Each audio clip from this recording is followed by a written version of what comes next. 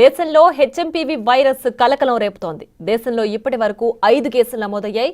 బెంగళూరులో 2 చిన్నారులకు వైరస్ సోకగా గుజరాత్లోని అహ్మదాబాద్లో 1కి వైరస్ సోకింది. అదేవిధంగా తమిళనాడులో 1, కోల్కతాలో 1 కేసులు నమోదయ్యాయి.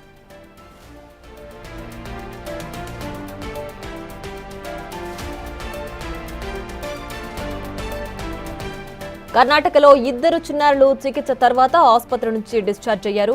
వైరస్ సోకిన 2 విదేశీ ప్రయాణాలు చేయలేదని నిర్ధారణ అయింది. మరోవైపు కర్ణాటక ప్రజలకు మెడికల్ ఎడ్యుకేషన్ డైరెక్టరేట్ కీలక సూచనలు చేసింది. ఏ ఒక్కరూ అధైర్యపడవద్దని సూచించింది. హెచ్ఎంపీవీ వైరస్ కారణంగా నమోదవుతున్న కేసుల గురించి ఆందోళన చెందాల్సిన అవసరం లేదని వైద్య నిపుణులు చెబుతున్నారు.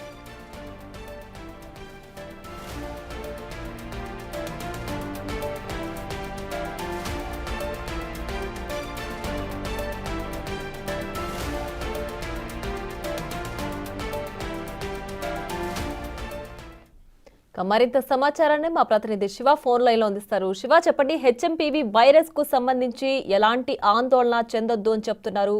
మరి దానికి సంబంధించిన వాస్తవాలేంటి, ఏంటి డీటెయిల్స్?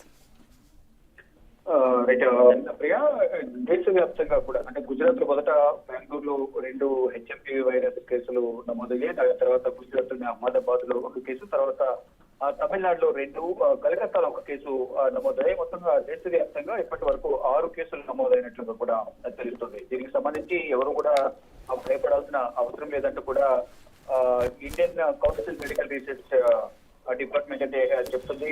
కర్ణాటకలో మొదట అస్వస్థ గురైన 2 చిన్నారులను ఒక ప్రైవేట్ ఆసుపత్రికి తీసుకెళ్లిన సందర్భంలో అక్కడ వారికి టెస్ట్ చేసి ల్యాబ్ కు తీసుకువెళ్లారు. ఆ నమూనాను తీసుకెళ్లిన సందర్భంలో హెచ్ఎంపీవీ వైరస్ సోకినట్లుగా ఫ్లూ సంబంధించిన ఆనవాళ్లు ఉన్నట్లుగా కూడా వైద్యులు ధృవీకరించారు. తర్వాత ఇది కర్ణాటక ప్రభుత్వానికి సంబంధించిన ఉన్నత శాఖ వైద్య ఆరోగ్య శాఖకు సంబంధించిన ఉన్నత శాఖ అధికారులకు తెలిపిన నేపథ్యంలో వారికి కూడా చూపించిన నేపథ్యంలో వారైతే ఈ వ్యాధి నిర్ధారణ అయినట్టుగా చెప్తున్నారు. కానీ కర్ణాటక ప్రభుత్వానికి సంబంధించిన ల్యాబ్ లో మాత్రం దీన్ని పరీక్షించలేదనేది వారు చెప్తున్నారు. తర్వాత ఇటు కేంద్ర ప్రభుత్వం సంబంధించిన Indian council medical research centre కూడా చెప్పేసి మార్గదర్శకాలను కూడా జారీ చేశారు. అంటే ఇది కొత్తగా వచ్చిన వ్యాధి కాదు, గతంలోనూ ఇది ఉంది.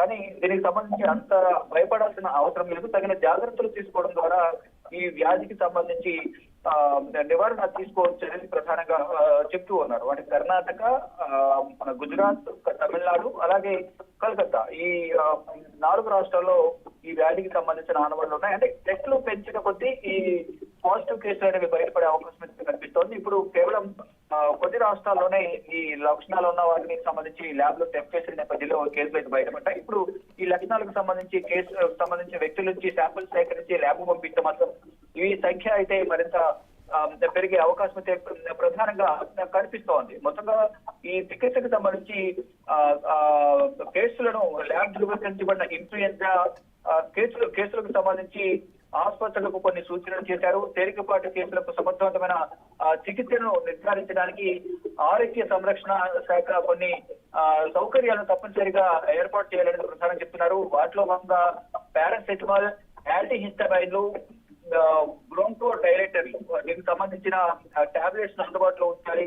దగ్గు సిరప్లు వంటివి అవసరమైన మందులు కూడా నిల్వ చేయాలనేది కూడా కొన్ని చోట్ల ఆక్సిజన్ సరఫరాను కూడా అందుబాటులో ఉంచాలనేది కేంద్ర ఆరోగ్య శాఖ రాష్ట్రాలకు కొన్ని సూచనలు చేస్తున్నారు. తక్షణం దీనికి సంబంధించి ఎటువంటి ఇబ్బంది అయితే ఉండదు, ఎటువంటి ఎమర్జెన్సీ అయితే ఉండదు. కానీ తగిన జాగ్రత్తలు తీసుకోవాలి, మాస్కులు ధరించాలి.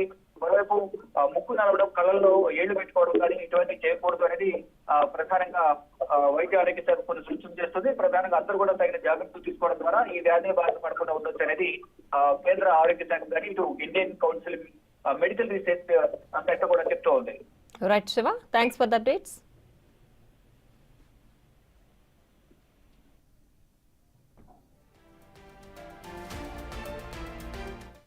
బెంగాల్ సీఎం మమతా బెనర్జీ కూడా హెచ్ఎంపీవీ వైరస్ కేసుల పట్ల స్పందించారు. కరోనా వంటి మహమ్మారిని తరిమికొట్టిన మనం ఇటువంటి వైరస్లను అత్యంత సమర్థవంతంగా ఎదుర్కోగలమని ధీమా వ్యక్తం చేశారు.